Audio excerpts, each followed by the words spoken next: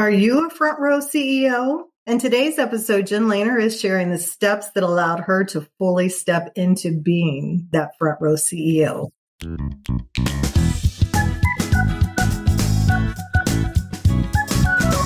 It's time for the Becoming a Profitable CEO podcast, and it's all about providing you with the tools to succeed on this ever-evolving business building journey. My mission is to make sure that you know you are not alone, that it is possible, and that you, yes, you can do this. You matter. The world is a better place for having you in it, and your voice is needed. I'm Teresa Cleveland, and I believe we can all make a difference, and that having a successful online business is one of the best, most effective ways to do that. Let's get to it.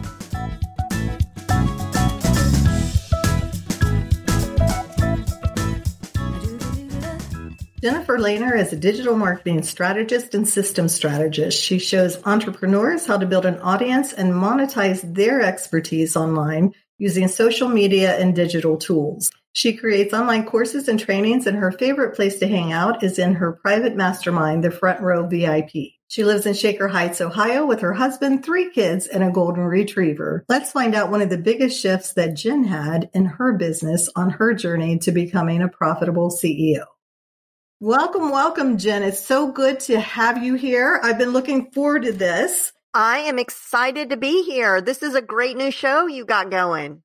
Well, thanks. I surely appreciate you being here. I am still kind of blown away that we're both here in Ohio, along with Phyllis, who is our second guest. And whenever we're able to travel, we're going to have to connect some way, somehow. Oh my gosh. And it's the kind of thing we're not going to take for granted anymore. Like it used to be, we'd just throw that out there and be like, oh, we got to meet up sometime. I think now people, when we say that, we're going to mean it. Like, because we don't take it for granted anymore, right? We don't. This year, I missed the beach.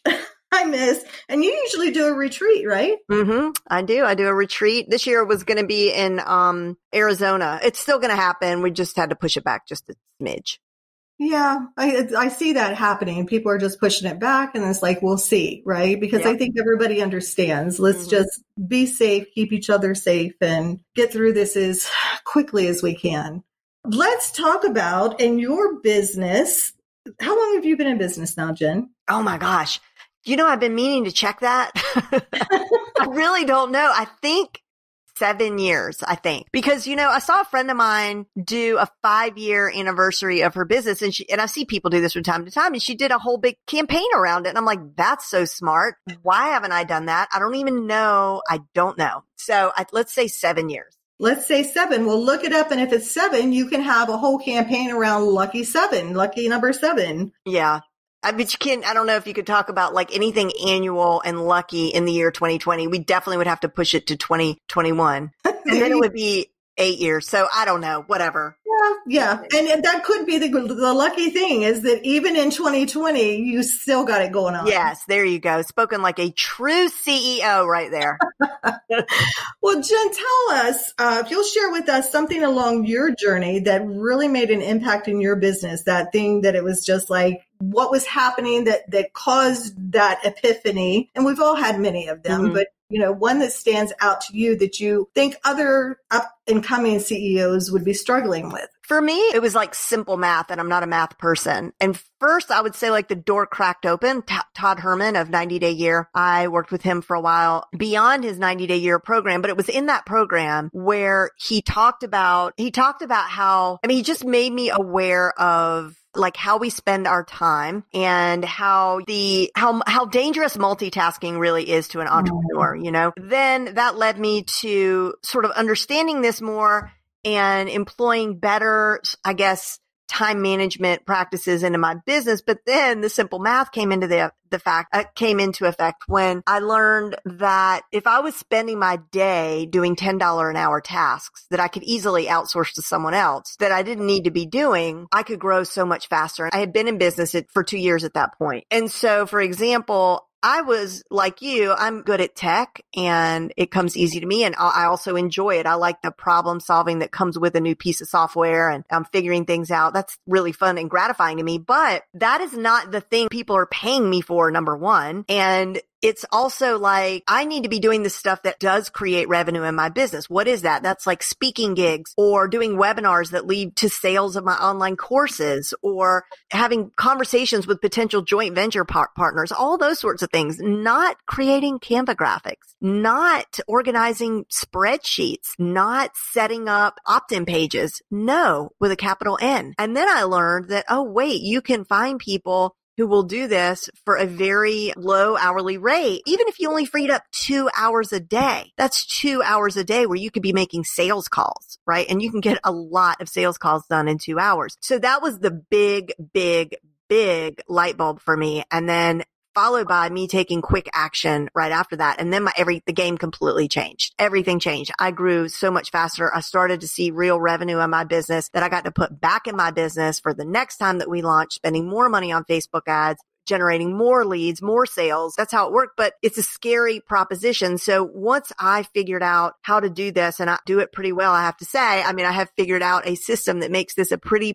painless automated process. I created a program that teaches people how to do it too. But that's where it all started for me. And I haven't looked back. And I know people who started with me, my business at around the same time, or were in B school with me. And they're still doing they're slogging through the mud. They're still doing everything themselves. They're really good at it. They're doing okay, but there's not a huge jump in their revenue from all those years ago in B school to where we are today. They're maintaining the status quo and maybe showing a little profit, but not much more. And that's discouraging. And then there's the people who you started B school with or peers that you started in business with, and you look over to your shoulders and they're not there anymore, because who would want to be there breaking even after 7 or 8 years, you know? Right. Like, no way. That's not what we're here for. We're here to make an impact. And that's to me the best way to do it. That was a long answer to your question. But I love it because it is such a paradox when you're coming up to that point, because in that time, it's like, oh, I can't afford,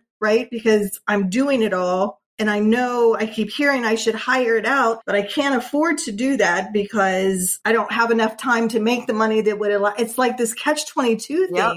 And when you actually finally get it, it's like, oh, if I can go out and generate $150 in an hour, now I can hire someone for how many hours? And for all of those hours that they're working, that frees me up to be able to have those sales calls, to create those programs, to do those things. Mm-hmm. So that we can bring in more money and then hire more people to help us do more things. Right. And tell me if this was true for you. For myself and a lot of people, it's been that it's really surprising, or it's a pleasant surprise, that once we do it, we actually do experience that we're more creative. We see more opportunities because we're not focused on all these tasks. When we're talking to people, just like you were saying about joint ventures and things like that, when you're talking to people, like, your brain isn't so weighed down with all the tasks that you have to do today that you can see that opportunity and take action on it. Oh, exactly. And that is a really terrible position to be in, is when an opportunity comes your way and you don't really feel like you can take advantage of it because you're so bogged down in all the millions of other things, or you're looking at immediately thinking of the long to-do list that's going to be accompanied by that simple offer that someone made to you, like, hey, we ought to get together and do such and so. Yeah, you're immediately running down like all the gazillions of things that need to happen for that to happen. And I remember when Periscope first hit the scene, and it was like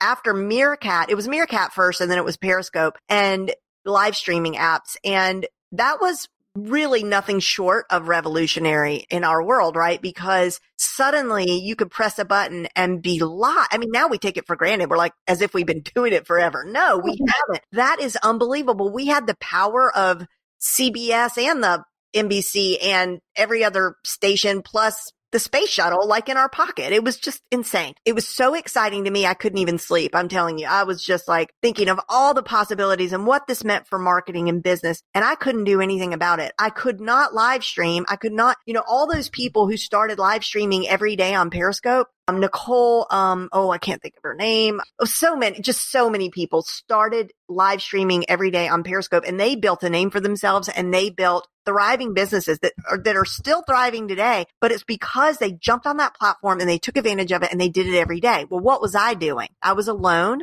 crying at my desk, trying to cobble out this ginormous online course that I was putting together, and I was editing and I was making PDFs and workbooks, and I was connecting landing pages and trying to figure out my webinar and my slide deck and all these things. And I was miserable, but I just wouldn't let myself leave that project because I had deadlines and there were other people involved in this program, that were guest experts and so forth. It's not like I could push it back. And so I really couldn't focus on Periscope. And what I told myself was, when I get on the other end of this, I'll take advantage of Periscope. And by then, honestly, it was, maybe just 2 months. I never found my footing, and that never really happened for me. I never really was able to take advantage of that. And that killed me. And now that will never happen again, because now something comes across my desk. If I could see that it has that kind of potential, even if I'm working on a really important project, there's nothing other than me, like the speaking that I do, some of the content that I create, there's nothing that I do that my team can't do in my place. And in fact, you and I were talking in the pre-show about how my mom has been sick. I have been out of my business for the most part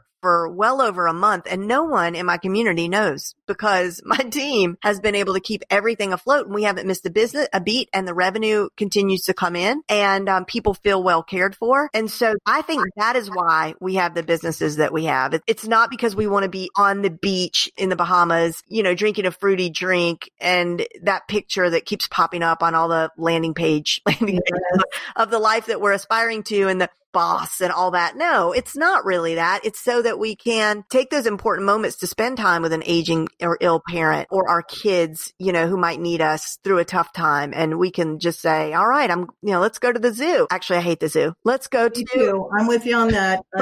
We have a sitter that has been like Liam's sitter since he was 2. She does the zoo thing.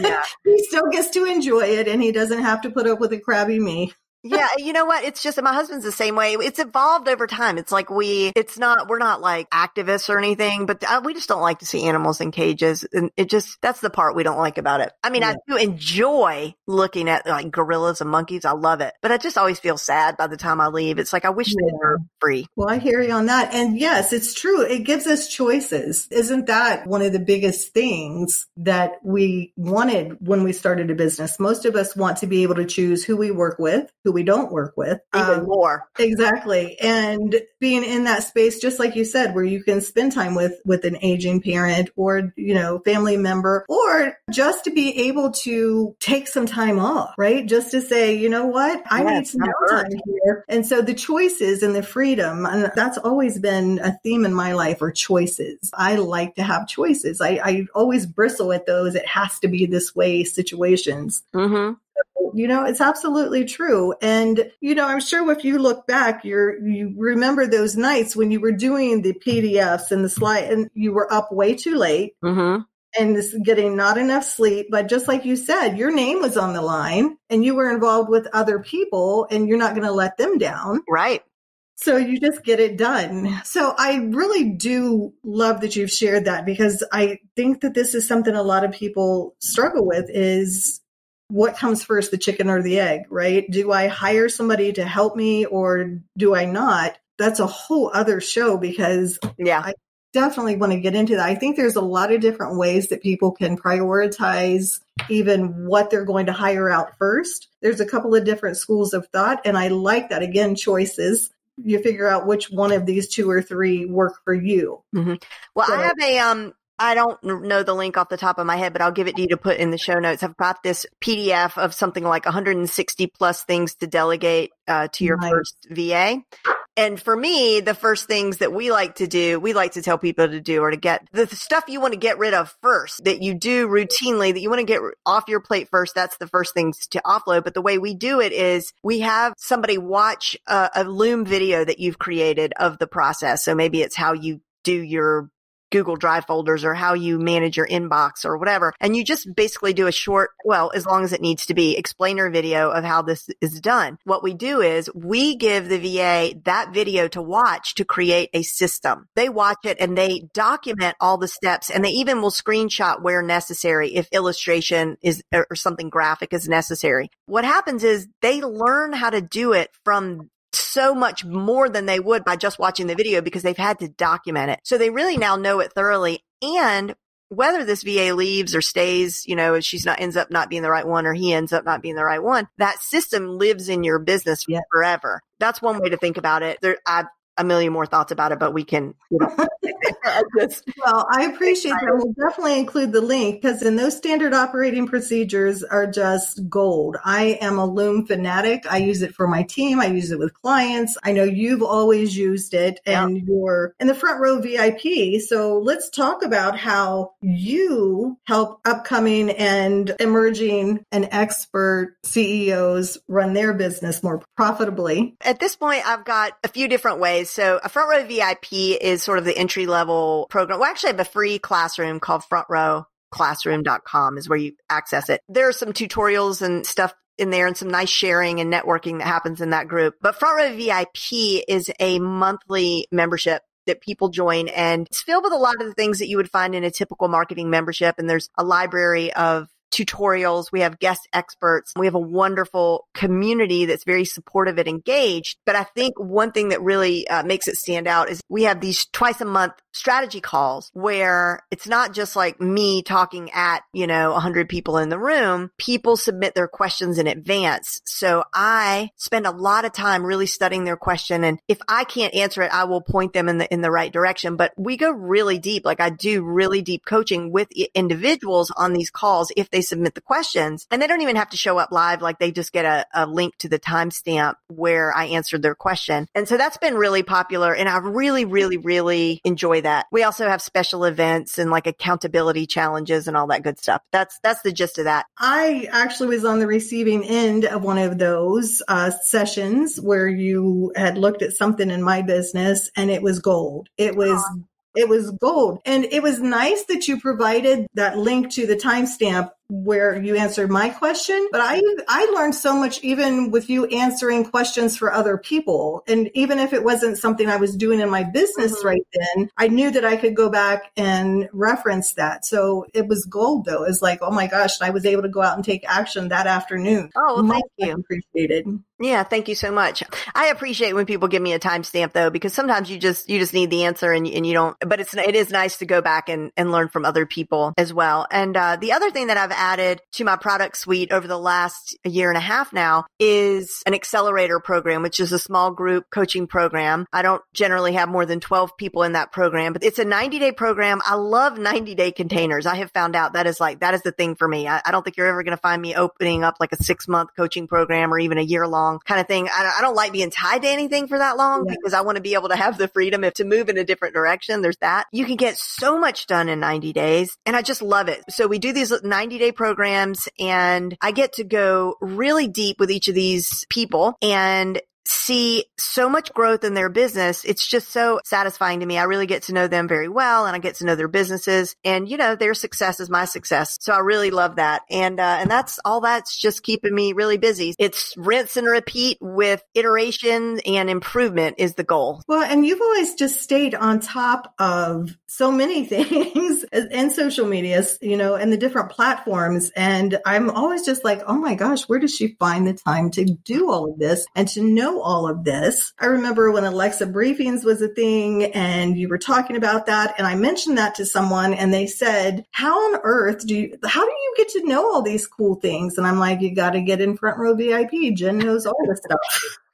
So I remember too, I would just has stuck with me. You actually got Gary Vee to be a guest on your podcast. Yeah, yep. And then I got to be a guest on his. It was pretty awesome. So, this whole front row brand that I have is based on the notion that like we got to live our life on the front row, right? Like life is too short to take a back seat. And the older we get, the more clear that becomes, right? I'm not wasting time in back. I want to be up front. When you're up front, it's just a way of saying like, I'm all in. I'm here for this. I see you, you see me, and, seize the day, carpe diem, all that. That's what I'm about. So with this Gary Vee thing, I was out for a walk on a Sunday afternoon with my dog, and I was listening to Gary Vee on James Altucher's podcast. Gary Vee just switched gears real fast, and he goes, I got an idea. Anybody who records a podcast, 2 podcast episodes right now, and then tweets, what's the hashtag we should use, James? And James said, let's use hashtag Gary and James I started. Use that hashtag we're going to come on your show for 5 minutes. Oh no, I'm going to come on your show for 5 minutes. And then James Altucher said, yeah, I will too.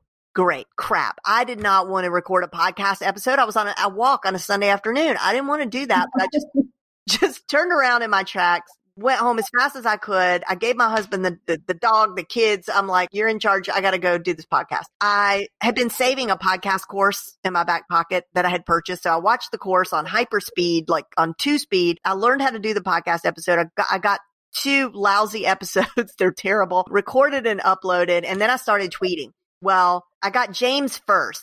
And he agreed to come on, and he was so amazing. He stayed on for 45 minutes, and I was so nervous talking to him, but he stayed on for 45 minutes. And honestly, if I hadn't been so nervous and sort of felt like I was going to run out of things to say, he would have stayed as long as I kept on asking him questions. So that was so nice. But gosh, Gary Vaynerchuk was so hard to get. So what I ended up doing was I tweeted and I said, James kept his word. What about you? Like, it's your turn. At the same time, I also went and edited the episode that he was on with James Altucher where he promised. And I started tweeting those things out with the audio, being like, you promised, you said you would, and all this stuff. And then finally, he did come on the show. He stayed much longer than 5 minutes. We had a really, really nice talk. And really, it was such a good conversation. They asked if they could use it on the Daily V, his show. So they played it in its entirety on the Daily V. And so coming full circle back to the front row thing, like, I got to walk the talk. That is one example of just like going for it and having the mindset that, like, cause there's a part of you that is like, oh, everybody's going to go run out and do this. And he's never going to see my podcast. Well, guess what? I'm the only one. I'm not the only one who tweeted him, but I'm the only one whose show he came on, even though he promised all those other people. Yeah, it was just like everybody else is thinking that way too. It's like when you go to park your car and you're in the shopping center, you just automatically shoot for the second or third row because you just know everything on the front row is taken. But everybody else is thinking that too. So there's always a spot on the front row for me. Always. Always. When I go to Trader Joe's,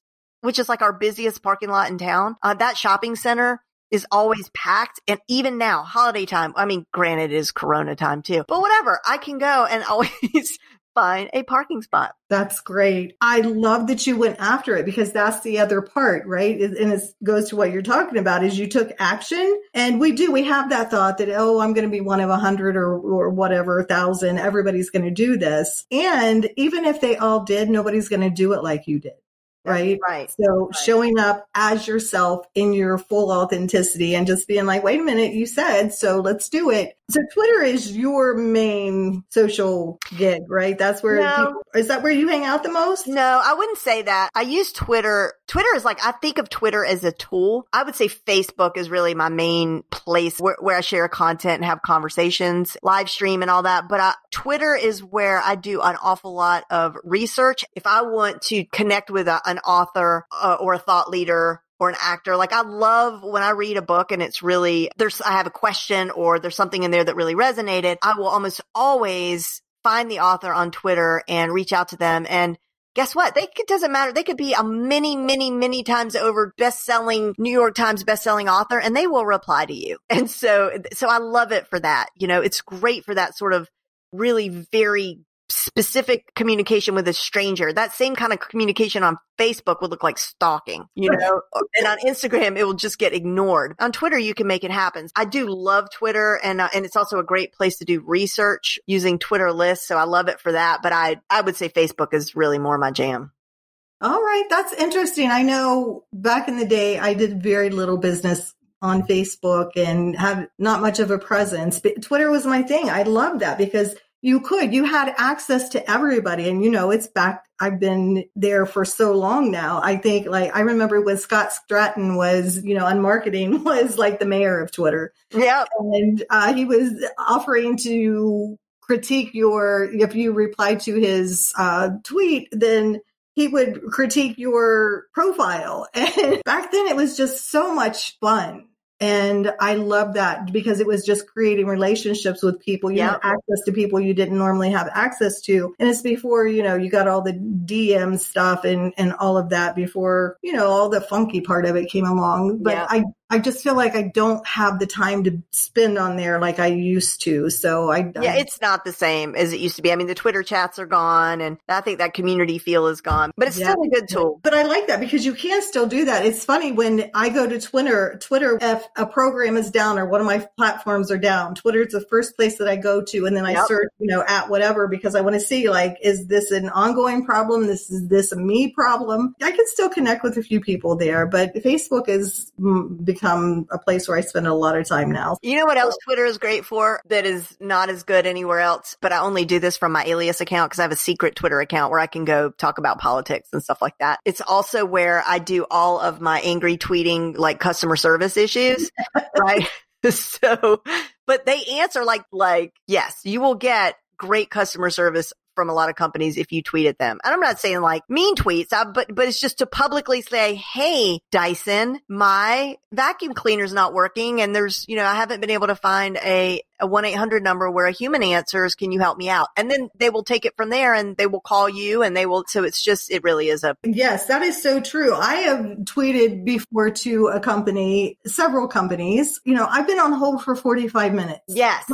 Where can I go to get an answer? I don't have time. I've got an appointment here in 10 minutes. Where can I go get an answer? And most companies are really, really good about that because they've, got the things up to be notified every time. Let me tell you, I actually did a real life experiment. I didn't really do it as an experiment on purpose, but this is what it ended up being. I was stuck on the tarmac. I called Delta. I was going to miss my connection, needed to get a new flight. So I called. So I was on hold for, I don't know, let's say half an hour. While I was on hold, I was on my computer. I was messaging on Twitter, or maybe I was on my phone too, but I was messaging with Twitter through my DMs, the same thing. In those 30 minutes, they had me booked on the next flight. And I was still up by the time that person came on and said, hi, this is Peggy with Delta. How can I help you? And I'm like, never mind. I'm pretty much wrapped up with someone on chat support. That is great. I encourage anybody and reach out to companies because they have people that's their job is to make sure that their name isn't getting a bad rap and that there are not unhappy customers out there. Yeah. And if you're on Twitter, I would say that it's really important for you also to be looking for your name and your notifications when you're coming up to see what other people are saying about you. Yes. So to wrap up, we'll go ahead and put your show notes on the page so that everyone can find you on social media. Check out your classroom and the Front Row VIP. I know something we didn't talk about today, but I know it's on your website is your planner, which maybe we'll come back and talk about that another time because I think it's beautiful. Thank you. And not just beautiful, but very, very useful. I read the testimonials and people love it. We'll put the link to that as well. Thank you. Sure. Tell us about, in this year of not being able to travel, let us all live vicariously through each other. What is your favorite vacation destination or experience? Swimming in the China Sea in the Philippines off of a very, very remote island called Sombrero Island. It was just beautiful. The stars at night were like you see in the movies when it's just carpeted with gazillions of stars. And I've never since seen a sky like that. And then the water was just crystal clear. It was so nice. Oh my gosh, that sounds wonderful. When did you do this? It's a tie between that and St. John's, Keneal Bay and St. John's. Love it. All right. I'm a beach girl, so I just, I'm there. I'm going to have to look it up now so I can get pictures and check it out. So thanks so much for that. So our would you rather question today, would you rather have a rewind button or a pause button on your life? Rewind. Rewind. Why? Because I want to see my kids again as little, tiny, sweet people. Oh, that is so nice.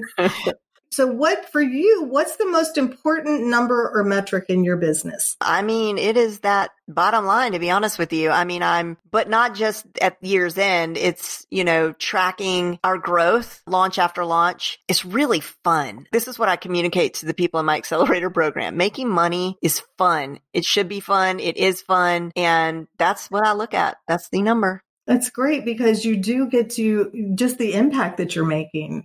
That's what those numbers translate to. Yes, it's money in the bank and all of the people I think that we're able to get out there and help them further their journey. Yeah, absolutely. Yeah, fun is definitely needs to be in there. That was a question from someone else, one of our previous guests. It was a summary of a question they had. And what is a question you would like for us to ask a future guest? Oh, I love that you do this. This is so cool. Okay, my question is, what is the one book you find yourself recommending over and over again? Nice. I like that. Well, I'll be interested to find out too. Well, Jen, thanks again for being here. I appreciate you taking the time, and I'm sure we'll see you out there on social. Thank you so much. This was a lot of fun. I appreciate it. Thanks for tuning in to another episode of Becoming a Profitable CEO. I'll be back next week, but in the meantime, let's continue the conversation. Head on over to our Facebook group at thepurposefulceo.com/Facebook and share your take on today's episode.